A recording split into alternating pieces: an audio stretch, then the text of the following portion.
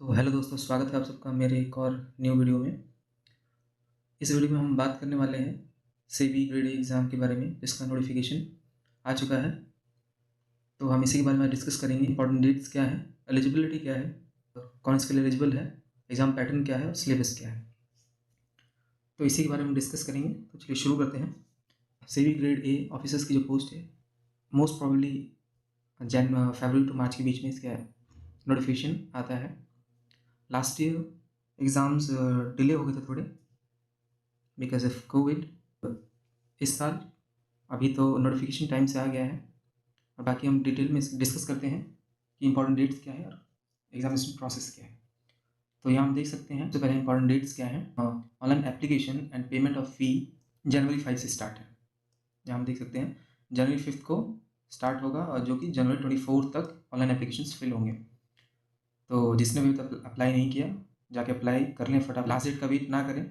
Last date पे वैसे ही websites जाम हो जाती हैं, और फिर एप्लीकेशन फॉर्म फिल करने में बहुत प्रॉब्लम्स आती हैं, लोडिंग्स होती हैं, और कई बार कई स्टूडेंट्स मिस कर जाते हैं एप्लीकेशन फॉर्म्स को जस्ट बिकॉज ऑफ लेट हो जाते हैं थोड़ा। तो लास्ट डेट का वेट ना करें, 24 से पहले ही एप्लीकेशन फॉर्म फिल कर लें। और जो इसका फर्स्ट स्टेज का एग्ज़ाम है वो फरवरी 20 को है। यहाँ हम देख सकते हैं, जो फर्स्ट स्टेज का एग्ज़ाम है डेट पहले से डिसाइड है, फरवरी 20 को होगा। उसके बाद जो सेकंड स्टेज का एग्ज़ाम होगा, जो भी फर्स्ट स्टेज को क्लियर करेगा वो सेकंड स्टेज में जाएगा, और सेकंड स्टेज का एग्ज़ाम डेट भी फिक्स है, जो कि मार्च 20 को है 2022।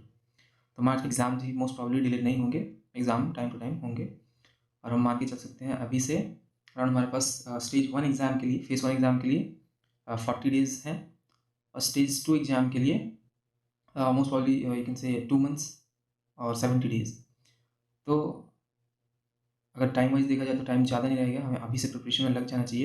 जो इन्फॉर्मेशन टेक्नोलॉजी की स्ट्रीम है, उसके लिए फेज़ 2 का जो पेपर 2 होगा वो अप्रैल 3 को होगा, और उसके बाद लास्ट फेज़ होता है फेज़ 3, जिसका इंटरव्यू। तो इंटरव्यू की डेट्स अभी डिसाइड नहीं है, अब फेज़ 2 ओवर हो जाएगा, उसके बाद वो डेट्स को या मेल के थ्रू या मैसेज के थ्रू इंटीमेट कर देंगे। तो ये थी डेट्स, इंपॉर्टेंट डेट्स। अब हम आगे डिस्कस करते हैं नंबर ऑफ पोस्ट, वैकेंसीज़ कितनी है और उसके लिए क्वालिफिकेशंस क्या है, एलिजिबिलिटी क्या है। तो जैसे कि हम देख सकते हैं यहाँ जनरल स्ट्रीम में टोटल 80 वैकेंसीज़ हैं, जिसमें कैटेगरी वाइज ये डिवाइडेड है। देख सकते हैं जनरल के लिए 32, ओबीसी के लिए 22, एससी के लिए 11, एनएसटी के लिए 7, ईडब्ल्यूएस के लिए 8। तो ये टोटल पोस्ट्स हैं। इसके लिए अगर हम एजुकेशन क्वालिफिकेशन की बात कर लें तो master degree in any discipline, कोई भी कैंडिडेट जिसने मास्टर डिग्री कर रखी है किसी भी स्ट्रीम से, चाहे उसने एमकॉम कर रखा है, एमएससी कर रखी है, एमबीए कर किया हुआ है, किसी ने भी अगर मास्टर डिग्री कर रखी है तो वो एलिजिबल है इस एग्ज़ाम के लिए जनरल स्ट्रीम में। इसके अलावा किसी ने अगर बैचलर डिग्री भी कर रखी है तो बैचलर डिग्री या तो लॉ में हो या इंजीनियरिंग में हो। दो बैचलर डिग्री या तो उसने लॉ में की हो कैंडिडेट ने, या इंजीनियरिंग में, तो वो भी एलिजिबल है इस एग्ज़ाम के लिए। और इसके अलावा या तो उसने सीए कर रखा हो, सीएफए कर रखा हो, सीएस कर रखा हो, या सीडब्ल्यू है, तो जिसने भी ये कर रखे हैं वो एलिजिबल है इस एग्ज़ाम को देने के लिए जनरल स्ट्रीम के लिए। आगे डिस्कस करते हैं नेक्स्ट डिस्कस करते हैं लीगल के बारे में। जो लीगल वाली स्ट्रीम है, इसके अंदर अगर पोस्ट देखी जाए तो टोटल 16 पोस्ट हैं। और यहाँ अगर हम बात करें एलिजिबिलिटी की, तो यहाँ जिसने भी बैचलर डिग्री कर रखी है ओनली लॉ स्ट्रीम से वही एलिजिबल है। तो जिसने भी यहाँ बैचलर डिग्री कर रखी है लॉ स्ट्रीम से, ओनली वही कैंडिडेट एलिजिबल है लीगल स्ट्रीम के लिए। उसके बाद है टेक्नोलॉजी का, इंफॉर्मेशन टेक्नोलॉजी आईटी। इसके लिए टोटल 12 पोस्ट हैं और 2 बैकलॉग्स की हैं, तो हम टोटल 14 पोस्ट कह सकते हैं। इसके लिए एलिजिबिलिटी है किसी ने बैचलर डिग्री इन इंजीनियरिंग, किसी ने भी बैचलर डिग्री कर रखी हो इंजीनियरिंग में, स्ट्रीम्स चाहे वो इलेक्ट्रिकल हो, इलेक्ट्रॉनिक्स हो, इलेक्ट्रॉनिक्स एंड कम्युनिकेशन हो, इंफॉर्मेशन टेक्नोलॉजी हो, कंप्यूटर साइंस हो। इनमें से कोई से भी स्ट्रीम से अगर इंजीनियरिंग कर रखी है बैचलर डिग्री, वो एलिजिबल है। या फिर मास्टर डिग्री की हुई हो, या मास्टर डिग्री कर रखी हो उसने कंप्यूटर एप्लीकेशन में, या उसने बैचलर डिग्री कर रखा हो किसी भी डिसिप्लिन से, बट मास्टर कर रखा है उसने 2 इयर्स का इन कंप्यूटर या आईटी में, तब वो एलिजिबल है। सो यहाँ हम देख सकते हैं मेनली 3 चीज़ें हैं, या तो उसने बैचलर डिग्री कर रखा हो इन स्ट्रीम्स में इलेक्ट्रिकल, इलेक्ट्रॉनिक्स एंड कम्युनिकेशन, या फिर आईटी या कंप्यूटर साइंस है। इसमें से किसी ने बैचलर डिग्री का या मास्टर डिग्री कर रखा हो कंप्यूटर एप्लीकेशन में, या इसके अलावा बैचलर डिग्री कर रखा हो किसी भी डिसिप्लिन में बट मास्टर्स कर रखा हो कंप्यूटर या इंफॉर्मेशन टेक्नोलॉजी में, तो वो भी एलिजिबल है इस एग्ज़ाम के लिए। नेक्स्ट आते हैं रिसर्च पे। इसमें टोटल 6 पोस्ट हैं, एक बैकलॉग्स। इसके लिए एलिजिबिलिटी जो है master degree in statistics, economics, commerce और business administration, mainly in finance, econometrics from recognised university and institute. So research के लिए मास्टर डिग्री है, मास्टर डिग्री होनी चाहिए स्टैटिस्टिक्स या इकोनॉमिक्स या कॉमर्स में या बिजनेस एडमिनिस्ट्रेशन में या इकोनोमेट्रिक्स में। इनमें से किसी में मास्टर डिग्री जिसने भी कर रखी है वो एलिजिबल है रिसर्च के लिए। तो अपने अकॉर्डिंग हम देख के और फिल कर सकते हैं एग्जाम्स को।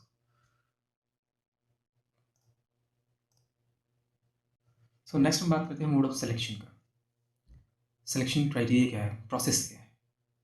Mode of selection shall be a 3 stage process. Phase 1, उसके बाद फेज़ 2 और फेज़ 3, जिसमें फेज़ 1 में एग्जामिनेशन होगा, उसमें 2 पेपर्स होंगे 100 marks each. Same in phase 2 online examination होगा, उसमें भी 2 पेपर्स होंगे 100 मार्क्स ईच। और फेज़ 3 जो होगा वो इंटरव्यू होगा। सो अगर हम फेज़ 1 का डिटेल में सिलेबस देखें तो फेज़ 1 में 2 पेपर आएंगे, एक पेपर 1 और एक पेपर 2। पेपर 1 में किस टाइप क्वेश्चन होंगे, तो पेपर 1 जो है ऑल स्ट्रीम्स के लिए कॉमन है। उसमें मल्टीपल चॉइस क्वेश्चन आएंगे on subjects like general awareness including some question related financial sector of easy to moderate difficulty level. So general awareness आएगा, इंग्लिश लैंग्वेज, क्वांटिटेटिव एप्टीट्यूड और test of reasoning. ये आएंगे mainly 4 topic से related question आएंगे। इसमें multiple choice type question होंगे, जिसमें general awareness financial sector से रिलेटेड हो ज़्यादा, English, quantitative aptitude and reasoning. ये 4 चीज़ें आएंगी जो कि 100 मार्क्स की होंगी और 60 मिनट का टाइम ड्यूरेशन होगा। सो कट ऑफ इसकी जो होगी 30% होगी। अगर हम इसमें 30% मार्क्स ले आते हैं तो हम इस पेपर 1 को क्लियर कर जाएंगे। 30%, इसमें कोई सेक्शनल कट ऑफ नहीं है कि इंग्लिश में इतनी या रीजनिंग में इतना होना चाहिए। ओवरऑल अगर हम इसमें से 30% मार्क्स लाते हैं टोटल 100 मार्क्स में से, मेनली 30 मार्क्स अगर ले आते हैं तो हम पेपर 1 क्वालिफाई कर जाएंगे। तो पेपर 1 के बाद हम देखते हैं पेपर 2 के बारे में। पेपर 2 में मेनली अलग अलग स्ट्रीम्स के जो पेपर हैं अलग अलग स्ट्रीम्स के अकॉर्डिंग आएंगे। जो जनरल स्ट्रीम्स के लिए है उसे multiple choice question on subject commerce, accountancy, management, finance, costing, company act and economics. इन सब के मल्टीपल चॉइस क्वेश्चन आएंगे। इन सब से रिलेटेड मल्टीपल चॉइस क्वेश्चन आएंगे जो कि 100 मार्क्स के होंगे, 40 मिनट्स का टाइम ड्यूरेशन होगा और इसको क्लियर करने के लिए मिनिमम 40% मार्क्स चाहिए होंगे। सो बाकी लीगल स्ट्रीम्स के लिए, आईटी के लिए, सबके लिए स्पेशलाइज्ड सब्जेक्ट हैं, सबके लिए अलग अलग सब्जेक्ट्स हैं। उनमें 100 मार्क्स के आएंगे ये पेपर 100 मार्क्स का होगा, 40 मिनट्स का टाइम ड्यूरेशन होगा सबके लिए। ऐसे 40% मार्क्स लेने होंगे इसको क्लियर करने के लिए। तो जो पेपर 1 था उसमें 30% मार्क्स क्लियर करने के लिए और पेपर 2 में 40% मार्क्स मिनिमम रिक्वायर्ड है just to qualify the exam. और ओवरऑल इस फेज़ 1 को क्लियर करने के लिए 40% एग्रीगेट होना चाहिए। ये नहीं कि अगर पेपर 1 में हमने 30% ले लिया और पेपर 2 में 40% लिया तो हम क्लियर होंगे, नहीं, ओवरऑल हमारा करके 40% से ऊपर होना चाहिए। सो एटलीस्ट हमें दोनों का कंबाइन करके पेपर 1 पेपर 2 40% से ऊपर मार्क्स लेने होंगे एग्ज़ाम क्लियर करने के लिए। सो ये फर्स्ट फेज़ क्लियर होने के बाद हमारा आता है second phase. First phase clear होने के बाद आएगा सेकंड फेज़। सेकंड फेज़ का एग्जामिनेशन भी things are same as phase 1। Mostly जो फेज़ 1 की तरह ही है। अगर पेपर इसमें भी 2 पेपर होंगे, पेपर 1 एंड पेपर 2। पेपर 1 जो होगा इसमें डिस्क्रिप्टिव होगा, इसमें इंग्लिश का डिस्क्रिप्टिव होगा जो ऑल स्ट्रीम्स के लिए सेम होगा। इंग्लिश का डिस्क्रिप्टिव पेपर होगा जो वो भी 100 मार्क्स का होगा, 60 मिनट्स का होगा और इसको क्वालिफाई करने के लिए मिनिमम 30% मार्क्स चाहिए होंगे। और फिर नेक्स्ट पेपर 2, उसमें जनरल स्ट्रीम के लिए सेम चीज़ जो पेपर 1 में थी सेम चीज़ यहाँ भी है। क्या वो दोबारा नहीं बजे आ रहा हूँ थोड़ी देर में। अब 10-15 मिनट और लगेंगे।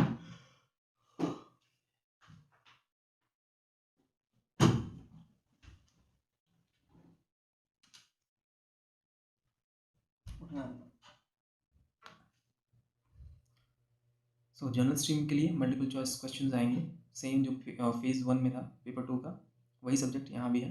Commerce, accounts, management, finance, costing, company act और इकोनॉमिक्स, इन सबसे रिलेटेड 100 मार्क्स का क्वेश्चन, 100 मार्क्स का पेपर आएगा जो कि 40 मिनट का होगा, और इसमें भी हमें 40% स्कोर करना होगा एग्ज़ाम को क्वालिफाई करने के लिए। सो ये फेज़ 2 का एग्ज़ाम है। बाकी अलग अलग स्ट्रीम के लिए अलग अलग, पेपर 2 के लिए अलग अलग सब्जेक्ट्स हैं स्ट्रीम वाइज, बट क्राइटेरिया सबका सेम होगी, 100 marks, 40 minutes, 40% marks just to qualify. इसमें यह होगा कि जो पेपर 1 है उसका वेटेज जो होगी 1/3 होगी, और जो पेपर 2 होगा उसका वेटेज 2/3 लिया जाएगा। इट मीन्स जो पेपर 2 है ये ज़्यादा इंपॉर्टेंट है, फोकस चाहिए। और यहाँ पे क्राइटेरिया ओवरऑल जो है, यहाँ कट ऑफ क्लियर करने के लिए जो फेज़ 1 में था 40% था, बट यहाँ जो है 50% है। तो ऐसा नहीं है कि आप जो मिनिमम कट ऑफ क्लियर करने के लिए है 40% यहाँ पेपर 2 के लिए और 30% पेपर 1 के लिए, ये क्लियर करके ओवरऑल क्लियर कर जाएंगे। नहीं, ओवरऑल क्लियर करने के लिए आपको मिनिमम 50% लाना होगा। सो सेवी ग्रेड एग्ज़ाम के बारे में बाकी हम आगे इससे रिलेटेड और भी वीडियोज़ लेके आएंगे। इसका डिटेल सिलेबस एनालिसिस और टॉपिक्स, जो इंपॉर्टेंट टॉपिक्स होंगे उनको भी हम डिस्कस करेंगे, उनके लिए भी हम स्पेशल वीडियोज़ लेके आएंगे ताकि कैंडिडेट्स जो भी इसके लिए प्रिपेयर कर रहे हैं उनके लिए हेल्पफुल रहे। सो आज की वीडियो में सिर्फ इतना ही। बाकी अगर आपके मन में कोई डाउट है, कोई क्वेश्चंस है एलिजिबिलिटी या किसी भी चीज़ से रिलेटेड, तो आप कमेंट बॉक्स में पूछ सकते हैं। सो आज की वीडियो में इतना ही, तो मिलते हैं नेक्स्ट वीडियो में।